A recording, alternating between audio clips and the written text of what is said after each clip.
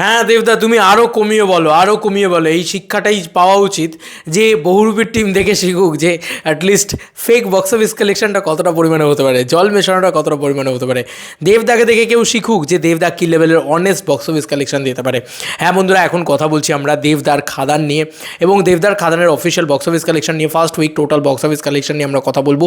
এখানে কিন্তু পরবর্তী ডেট যে কালেকশন সেগুলোকে কিন্তু ইনক্লুড করা নেই, মানে 26 তারিখ 27 তারিখ এই যে কালেকশনগুলো সেগুলোকে কিন্তু ইনক্লুড করা নেই, কারণ এটা শুধু ফ্রাইডে অবধি, ফ্রাইডে অবধি কালেকশন রয়েছে, মানে বৃহস্পতিবার অবধি কালেকশন রয়েছে।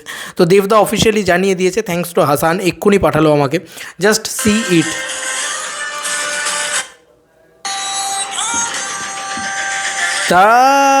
দাঁড়া উড়িয়ে দিয়েছে, সত্যি উড়িয়ে দিয়েছে। আসছি, মিউজিকটা মিউট করি, জাস্ট এটা তোমাদেরকে দেখাই। বা trending on BMS since first week and আপনাদের উপচে পড়া ভালোবাসায় হলো হল অনুপ্রেরণার, এই যে লেখাটা লেখা হয়েছে। আচ্ছা, প্রতিটা দিন দেখো কী সুন্দর হাউস একেবারে উঠে পড়ে লেগেছে কাজ করার জন্য। এবার আজকে সব আপডেট ঢেলে দেবে আজকে, মানে এটা ঠিক করেই রেখেছে।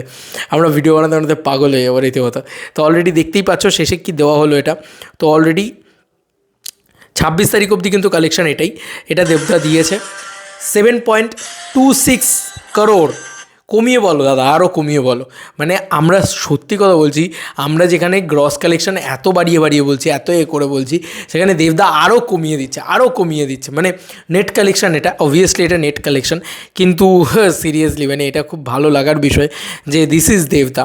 মানে দেবদার মতন অনেস্ট পার্সন তো দুটো নেই। এরপরেও যদি লোকে বলে যে দেবদা নাকি মানে বাড়িয়ে কালেকশান বলে, তাহলে আর কিছু বলার নেই। মানে এরপরে আর কিছু বলার নেই। একটা লোক চাইলেই পারতো বহুরূপীকে চেস করার জন্যে গ্রস কালেকশনটা বলতে। এর গ্রস কালেকশনটা মিনিমাম আমি বলছি 1 কোটি টাকা তো বেশি হবেই।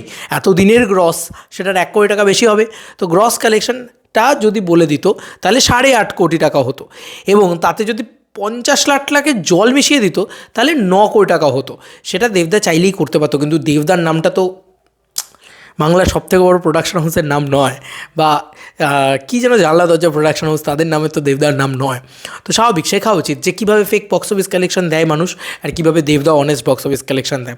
যার ছবি সিঙ্গল স্ক্রিনে এত চলছে, সে চাইলেই পারতো ভুল ভাল যা পারতো ভাই বাড়িয়ে চাড়িয়ে বলে দিতে। যদি 10 কোটিও বলে দিত না, কারোর বাপে চার দিনেই কিছু বলে, শুধু লোকে বলতো হ্যাঁ হ্যাঁ হ্যাঁ চলছে। আর দেবদার ক্ষেত্রে ব্যাপারটা এটাই যে তুমি 10 কোটি বাড়িয়ে বলতেই না, 3 কোটি টাকা বাড়িয়ে বলতেই পারো, কিন্তু ওটাই দেবদা, অনেস্ট ভাই। এই অনেস্টির জন্যই মানুষ দাম দিচ্ছে, সাধারণ মানুষ দাম দিচ্ছে এই অনেস্টির জন্যে। সাধারণ মানুষ চোট্টামিগুলোকে না লোকে বুঝতে পারে চোখের সামনে।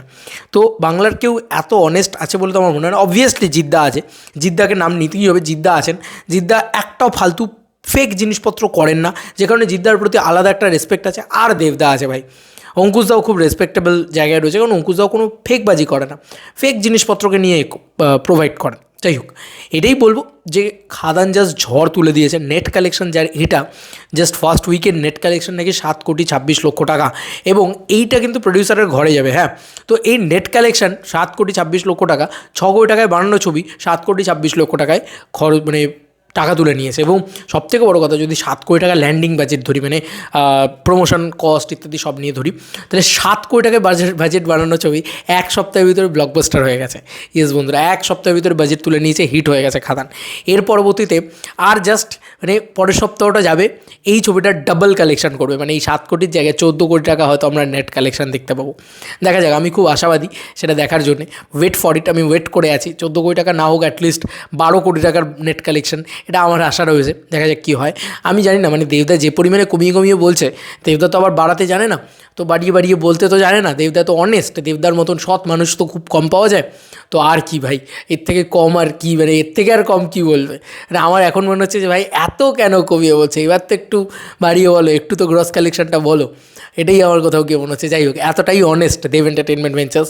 প্রমাণ রইল এটা যে বাংলায় যদি ভালো সিনেমা চলেও, মানে ভালোভাবে সিনেমা চলেও, তারপরেও কিন্তু দেব এন্টারটেনমেন্ট ভেঞ্চার্স জল মেশায় না। মানে সেটাকে নিয়ে বাড়িয়ে চাড়িয়ে বলে একটা ফেক জিনিস, ফেক বাবলস ক্রিয়েট করে না। This is Dev entertainment ventures.